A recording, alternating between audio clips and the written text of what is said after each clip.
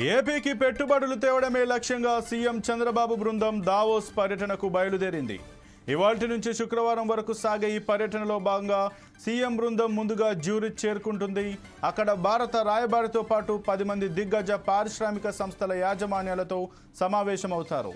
అలాగే meet and greet కార్యక్రమంలో భాగంగా తెలుగు సంతతికి చెందిన పారిశ్రామికవేత్తలను కలుస్తారు. అనంతరం దావోస్కు వెళ్తారు. రాత్రి పారిశ్రామికవేత్తలతో ఆర్సెలర్స్ మిట్టల్ సంస్థ యజమాని లక్ష్మీ మిట్టల్తో డిన్నర్లో పాల్గొంటారు. రెండో రోజు దావోస్లో గ్రీన్ హైడ్రోజన్పై జరిగే ప్రత్యేక సెషన్లో చంద్రబాబు పాల్గొంటారు.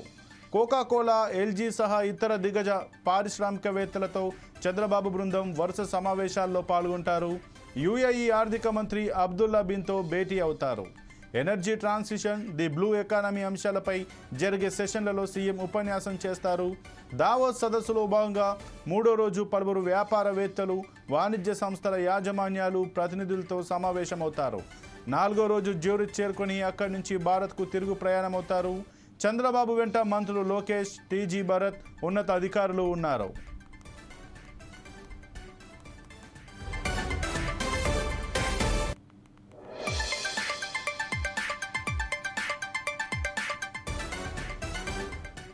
ఇక ఇదే అంశానికి సంబంధించి మరింత సమాచారం మా ప్రతినిధి సూర్య అందిస్తారు. సూర్య, చెప్పండి. చంద్రబాబు అయితే దావోస్కి వెళ్ళినట్టుగా తెలుస్తుంది. ఆ రాష్ట్రానికి పెట్టుబడులు తేవడమే లక్ష్యంగానైతే ఆయన దావోస్ పర్యటన ఉన్నట్టు ఉంది. దీని గురించి మీ దగ్గర ఉన్న పూర్తి సమాచారం ఏంటి?